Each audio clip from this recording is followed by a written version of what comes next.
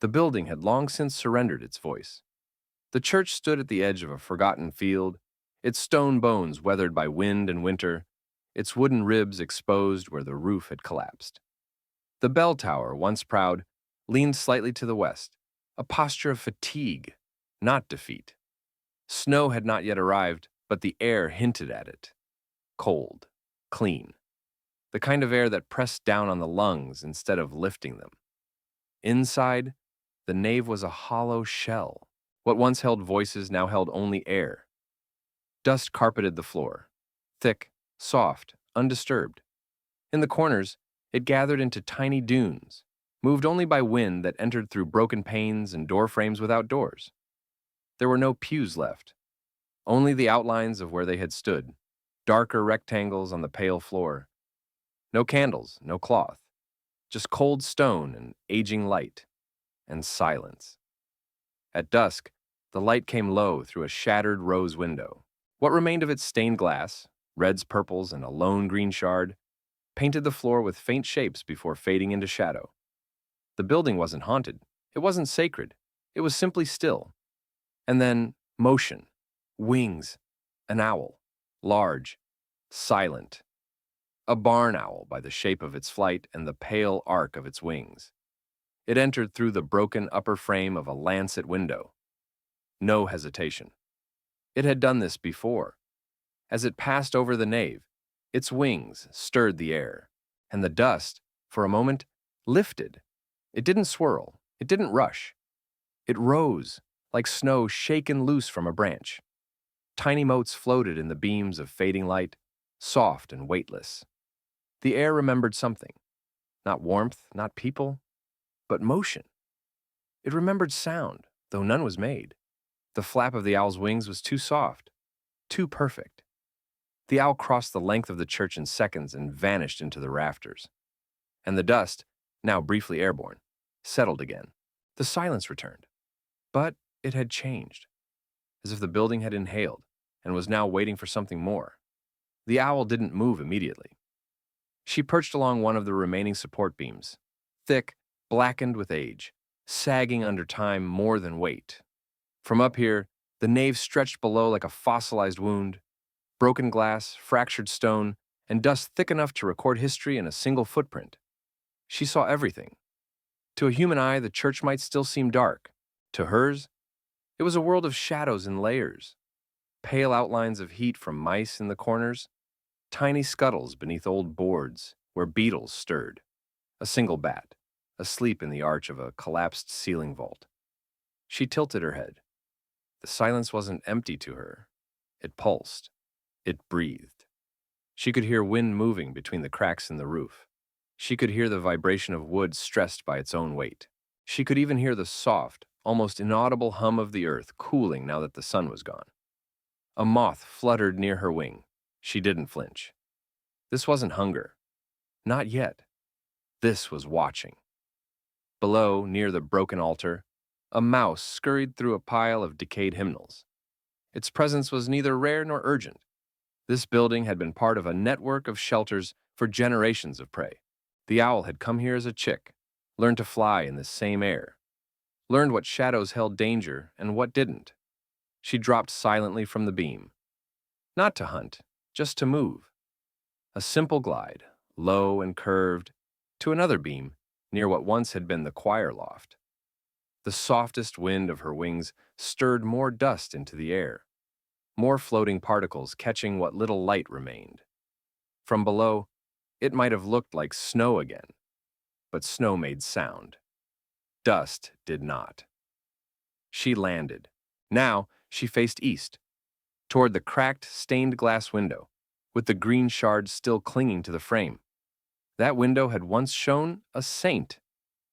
Now it only showed sky, and from here she could see it darkening. Night was coming properly now. Not the soft dusk, but the full ink. The kind that sharpened her hearing, slowed her pulse, opened the world. She blinked once, then again, slower, and waited. Because even in flight, even in silence, there was a ritual. And tonight, this abandoned place would become her world once more. The air beneath the owl carried more than temperature. It carried weight, a kind of density that didn't belong to the present. As she sat motionless on the crossbeam, something below shifted, not in movement, but in presence. The kind of awareness that desert animals feel beneath dry soil, or forest creatures know under thick roots. Something exists down there, not alive, but not entirely gone. The floor of the church was cracked in places, sunken in others. At the rear, beneath what had once been the altar, the stone slabs dipped inward in a slow collapse, not sudden, not dangerous. Just the pressure of centuries, folding the ground inward toward what lay below. There had once been a crypt. Now it was part of the earth again. Walls collapsed, stonework broken, its breath rising gently through the seams of the nave. The owl adjusted her talons on the beam, not fearfully, instinctively. She felt it not through sound or sight, but something older, a pressure in the air that changed rhythm when it passed over the void below. Mice didn't go near that part of the floor. Their scent patterns avoided it. Their paths curved. Even the insects seemed thinner there, fewer legs to scrabble across stone, as if the ground there remembered something final, and living things gave it space. The owl turned her head fully backward, scanning the edges of the loft and choir railings. No danger. Not tonight. But her attention was still drawn downward. She had nested in this church once, seasons ago. Her first clutch of eggs had hatched in the hollow behind the choir wall. She remembered carrying food from these rafters, gliding down with precision, dropping to the floor and then back up again. Even then, she'd avoided that part of the nave. No predators came from it, no warmth, no cold. Just something settled. The floor there had begun to buckle slightly, an old stone tablet leaning where it once lay flat. The lettering was worn smooth. Time had taken names and left only the frame. The air above it rose warmer than the rest of the church. She could feel it with the fine feathers on her face, the way air eddied and whispered near her beak. And in that warmth was something very close to memory. Not hers, not even the church's, but the earth's, as though the buried structure below, crypt, grave, chamber, whatever it had once been, was still exhaling, even after being forgotten. The owl didn't leave. She knew this place, its rhythms, its silences. And tonight the ground's breath was just a little stronger than usual. That was all. And so she stayed, wings folded, eyes half closed, head tilted slightly toward the dark, listening, waiting, remembering. The owl's gaze fixed downward again, not out of hunger, but focus. Something had changed. A single mouse had crept from beneath a fallen choir rail.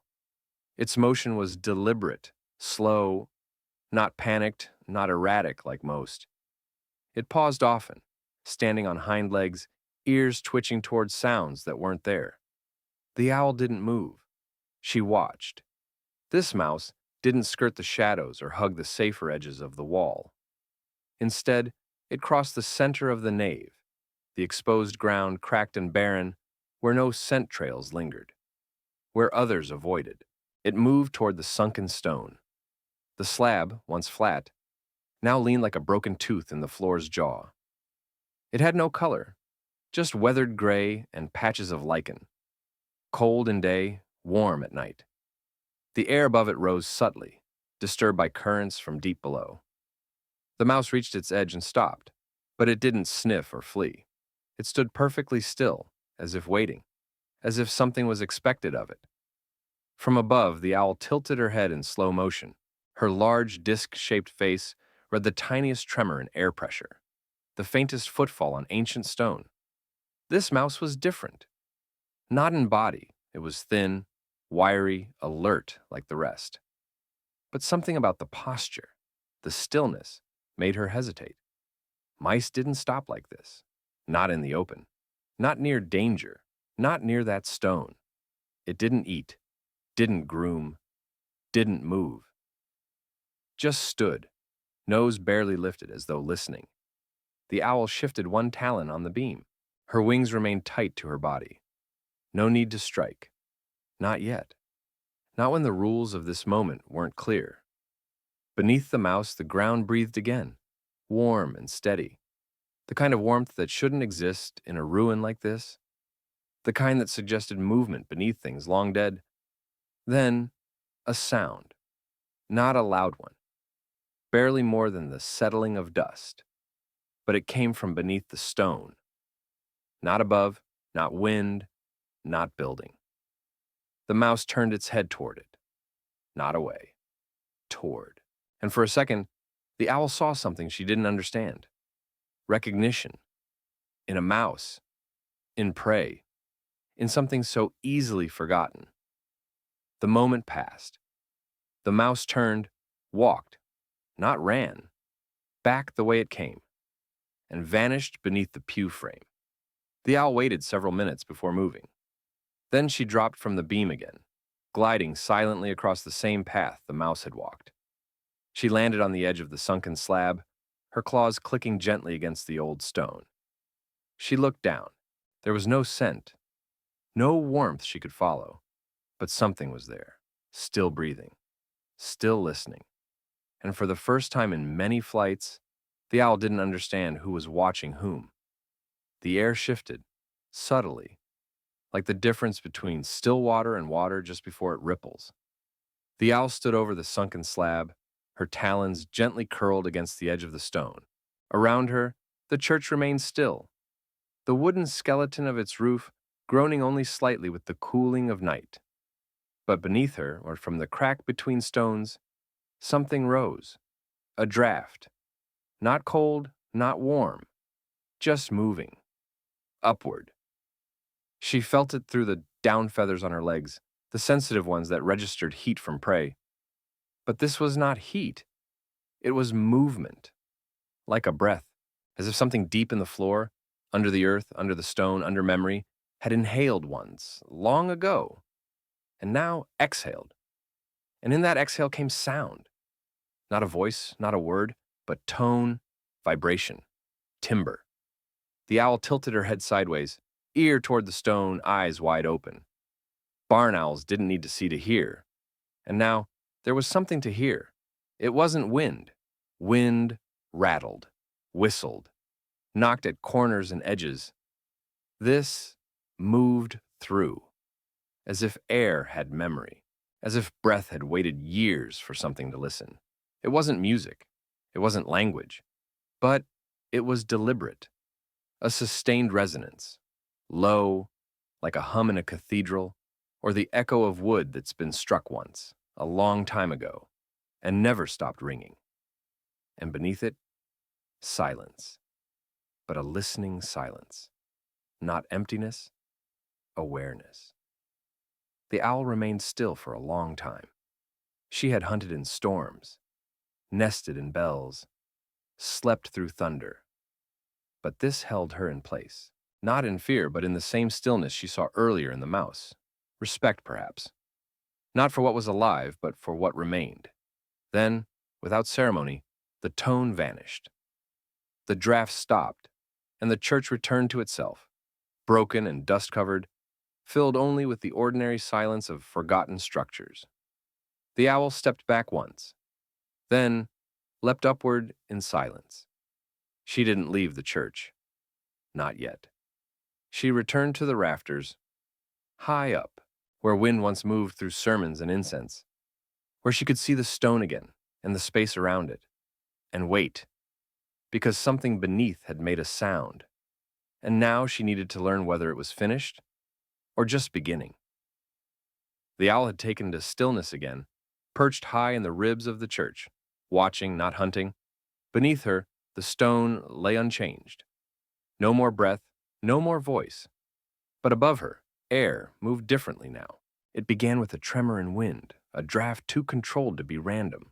The owl's feathers ruffled slightly, and her head turned without sound, not toward the broken rose window that had gone dark hours ago, but to the opening near the roofline, a jagged square where wood had rotted away completely. Through it, something entered. Another bird, not a predator, not one of her kind, smaller. Its flight was not silent. Wings cut the air, audibly, erratically. It did not move like it belonged here. It moved like it had come back. The owl didn't react. She didn't attack.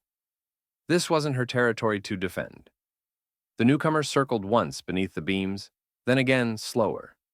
It was a starling, or something like it. Feathers patchy, breast mottled with age or molt, but its motion was deliberate, not panicked, not lost. It flew a pattern, wide arcs, a spiral through the air, gliding across shafts of moonlight that cut through holes in the ceiling. And always, it stayed above the floor. The owl tracked it in silence. There was no attempt at song, no cry, no chatter. This was not a mating flight, nor an escape. It was a return, quiet, ritualized, as if the air itself remembered the pattern. Then the bird did something strange. It hovered, briefly, over the sunken stone. Its wings beat, holding it in place. Not common for birds of its kind. Not this late. Not with so little light. It hovered, watched. Then, slowly, it began to descend. It didn't land. It didn't touch. It passed through the air directly above the stone, the exact place where the draft had risen hours before. And as it did, dust lifted again. Not in a rush. In layers, as if disturbed by breath again, or pulled upward by memory. The owl narrowed her eyes. There was no threat, no change in heat signature, but something about the motion of the dust, of the wings, of the very air, mimicked the earlier silence. It was repetition, echo, a pattern being replayed. The bird circled once more, then exited the way it came, through the jagged square in the roof. No call, no farewell, just flight. And when it left, the air settled again. The dust fell slowly like snow in a place that no longer had seasons. The owl remained where she was. She understood territory, pattern, ritual. And this, whatever it was not random. She blinked once, slow and long. The silence held. Tomorrow, perhaps, another creature would enter. Or the stone would shift again. Or the breath beneath would speak once more. But not tonight. Tonight something had returned, and left behind a stillness that wasn't empty, but full of waiting. Morning came without sound. No bird song, no wind, no shifting of wood, only light, soft and golden, poured through the jagged holes in the eastern wall. The broken stained glass caught it imperfectly. What colors remained? Red, green, a sliver of cobalt, spilled onto the floor in fractured beams. But they didn't reach far. The light barely touched the nave before it bent upward again, caught in something unexpected. Dust, rising again. But not like before. This time, it wasn't a single wing beat that stirred it. No flight, no movement, no breath from below. It rose without cause, as if the air had decided it no longer wanted to hold still. It shimmered in place, hung there. A fine, glittering suspension that blurred the edges of stone and wood like snow, but snow that had forgotten how to fall. No cold, no silence that bites, only the sense of time pausing mid-motion. From her perch, the owl watched. She had remained through the night, unmoving for hours. She had not hunted. She had not slept. The pattern of the building had changed, and she had stayed to learn what it meant. Now, in the light, the change revealed itself. The dust no longer fell. It floated. Particles hung like threads in water. The architecture of the church, arches, rafters, broken icons, seemed to glow faintly within the cloud, as if memory was visible now. Not as story or spirit, but as weight made visible. She dropped from the beam, glided once across the nave, passed through the dust, through the snow that wasn't snow. The air resisted nothing, but it held everything, and the owl felt it. Not on her feathers, not on her wings, but somewhere deeper, in the place where creatures remember what they don't understand. She reached the doorway. The arch was still missing its door. Ivy had begun to reclaim one corner. Beyond it, grass, wind, open morning. She perched in the frame for a moment. Behind her, the church didn't change, didn't fade or collapse or speak. But it no longer looked abandoned. Not entirely. Something now lingered in it, as if it had been seen again. Not restored, not rebuilt, but witnessed.